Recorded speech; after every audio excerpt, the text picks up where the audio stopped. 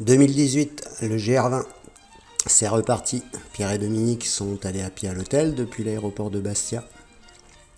C'est la veillée d'armes, il est minuit. Petit déjeuner copieux, nous faisons les 4 km pour atteindre la gare de Casamosa. Nous sommes très en avance du coup. On photographie les petites fleurs et on passe le temps. De Casamosa, en train via Ponteleccia, une marche arrière et nous arrivons donc à la gare de Campo Rafali, Alzeta. Il faudra faire du stop, nous avons de la chance. Pause restauration à Calenzana, nous sommes aux portes du GR20 à 14h. Voilà la barrière de lit qui signale que c'est bon, on est en route. Pour monter jusqu'à Ortu di Upobbio, nous avons 6h30 soi-disant, mais ça va aller relativement vite et donc, dans une espèce de brume, nous arrivons au refuge vers 18h30. Pas de place dans le refuge, je vais alors inaugurer ma première nuit en tente depuis très longtemps. Nous voilà installés et la première étape est bouclée, conformément aux meilleures espérances. Deuxième jour, J2. Nous quittons Ortu à travers une forêt pour monter jusqu'à la roche. De très belles dalles de granit inclinées sur notre gauche et on longe le bois sur notre droite. Première neige résiduelle et l'élévation se fait tranquillement mais sérieusement.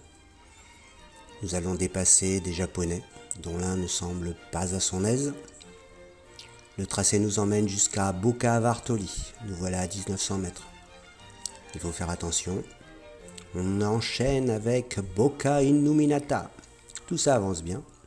En plus, ce matin, on est au sec, ce qui ne va pas être le cas toute la journée. Nous voilà déjà à Carosu. L'étape 2 est bouclée à 10h.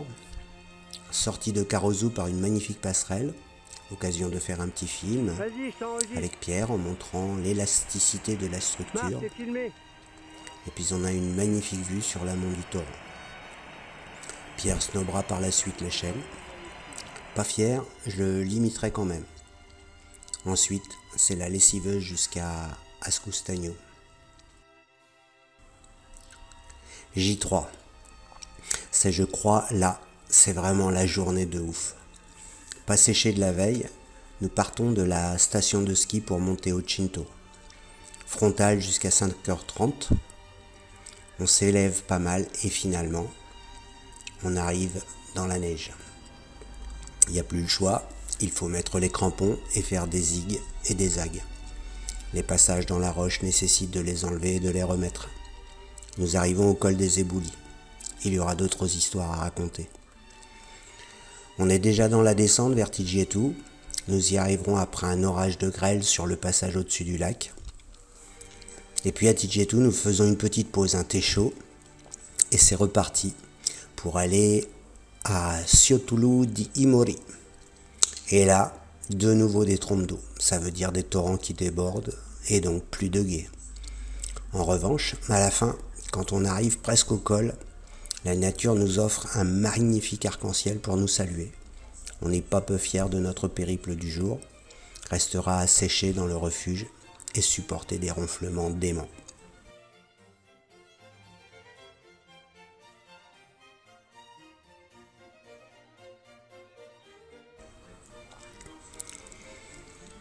Départ du refuge à 5h, toujours à la frontale, dès que Pierre a fini le ménage.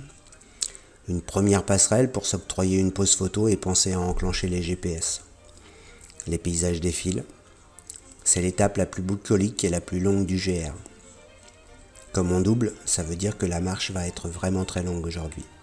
Superbe promenade. On va voir effectivement les Posines, dans une grande plaine où se niche un magnifique lac, des chevaux en liberté. On se marre bien, on a la forme. Pierre ne manque pas d'escalader le moindre cairn, faute de relief significatif sur la route. Un petit col à 1800 pour rigoler, et on a deux jolies nanas à rattraper, donc Pierre va dégainer sa variante et paf, sans les doubler, on sera devant. Un refuge au loin, et nous voilà donc à Mangano. Une pause d'1 heure où nous retrouvons Manu. Et dès la sortie du refuge, une super montée. Et très très vite, de nouveau, dans la neige, avec des passages en crampons. Pierre a bien regardé la carte et a expliqué qu'on allait faire le tour de l'énorme cirque que l'on voit devant nous. Et il voit déjà qu'il va y avoir un paquet de névé à traverser avant d'arriver à Petrapiana.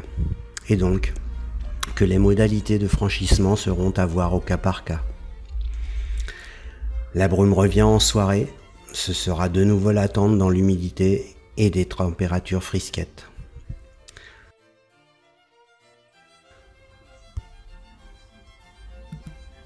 L'obsession pour moi, ce 5e jour, est d'arriver à Vidzavone avant 14 h pour que le GR Nord soit bouclé en 4 jours, ce qui fait rigoler Pierre. Réveil 4 h, départ avant 5 h, on est au refuge de Honda à 8 h. Pierre nous a guidés sur une variante, Manu est sur la trace de référence. Après Honda, ça monte. Passé le col, il ne reste plus qu'à faire une bonne descente vers Vidzavone. Là, Pierre fait la démonstration de traverser le quai avec bâton, beaucoup d'aisance, aucun souci. Voilà, le glisser de bâton est à apprécier. L'ai-je bien traversé ? Quelques incendies de ci de là ont ravagé des hectares de forêt, ce qui rend ce genre de partie du GR20 plus Mad Max que Maison dans la prairie. Et puis nous voilà déjà à la cascade des Anglais, reste 3 km sur un chemin très roulant pour aller jusqu'à Vidzavone. Et Manu nous a rattrapés parce que notre variante à la sortie de Petara était gagnante. Et puis voilà, c'est une après-midi resto, détente, séchage et régénération pour attaquer le sud.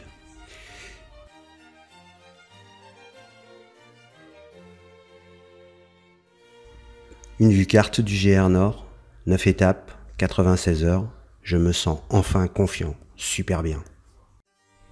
J6, départ du refuge de Lazzarella de Vidzavone au petit matin avec les frontales. Nous montons en lacet dans une très très grande forêt, puis nous arrivons dans une zone de roches, d'herbes et d'arbres nains. Nous connaissons le terrain pour être passés là l'an dernier. Alors la randonnée déroule assez facilement. La brouette cassée est strictement au même endroit. On se demande ce qu'elle fait là, perdue dans la pampa depuis si longtemps. Nous voilà déjà à la station de ski de Capanel, qui est également un refuge du PNRC. Pierre achète un magnifique couteau Vendetta. Nous continuons vers le col de Vergio pour une super restauration vers midi, lieu où nous avions fait étape l'an passé. Sur le GR Sud, il y a plus de verdure et il y a aussi beaucoup de nuages. On découvre la Méditerranée, côté Italie, et la première journée se boucle déjà avec une arrivée sur le refuge de Prati, où nous dormirons en tente, car il y a déjà beaucoup de monde. Même des jolies salamandres. Et la bande est reconstituée, Ludo étant arrivé avant nous. On repart donc au petit matin, sur le coup de 6 heures, le temps de rendre la tente. La météo n'est toujours pas de bonne grâce avec nous. Nous allons donc encore marcher dans la brume aujourd'hui. Et logiquement, on arrive au refuge du Cholu. Le gardien étant absent, nous filons jusqu'au col de Soraguedou, qui est juste au-dessus.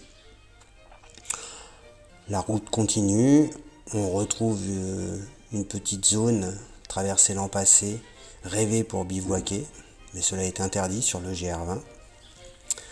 Après une restauration aux bergeries de Bassetta, passage devant le refuge de Matalza et nous arriverons chez Ludo, un personnage corse, roi des lasagnes au gingembre. Ce gîte est très fréquenté. Normalement, dernier jour, nous quittons les bergeries de Croci sous des trompes d'eau. On va donc grimper jusqu'au col sous le mont Incudine et nous serons de nouveau complètement trempés. Normalement, la photo était censée montrer les aiguilles de Bavella. Et si vous regardez là, et si je vais descendre, donc là, on le voit plus. à la hauteur de col c'est Assino. sous le mont Incudine et nous voyons les aiguilles de Bavella. Mais c'est toujours pareil, il y a de la brume. Pourtant c'est au lever du soleil. Cela dit, c'est sympa quand même, comme vision. Même si on est humide et trempé. Et normalement, dans le bas, on voit le refuge d'Assino. On va le voir de façon beaucoup plus claire sur les images suivantes et on va même le voir de tout près puisqu'on est obligé de passer devant. Ce refuge qui a brûlé l'an passé, ils en ont donc reconstruit un nouveau et l'ancien a été conservé.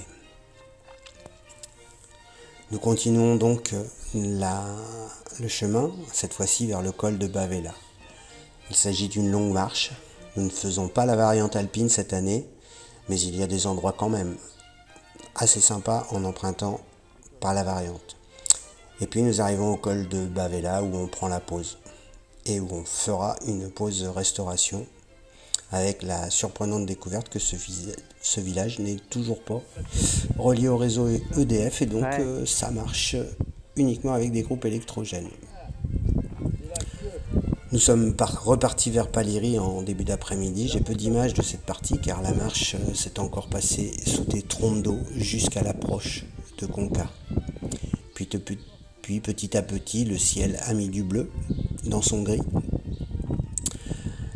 Donc l'an passé, cette brèche signifiait le début. Cette année, c'est la conclusion d'un périple mémorable qui va mériter une bonne pietra. Voilà, on est sur la fin du GR20 avec le dessin IGN depuis les bergeries de Croci jusqu'à Conca. Et puis sur ces images-là, vous voyez le résultat de notre boulot sur ces 8 jours.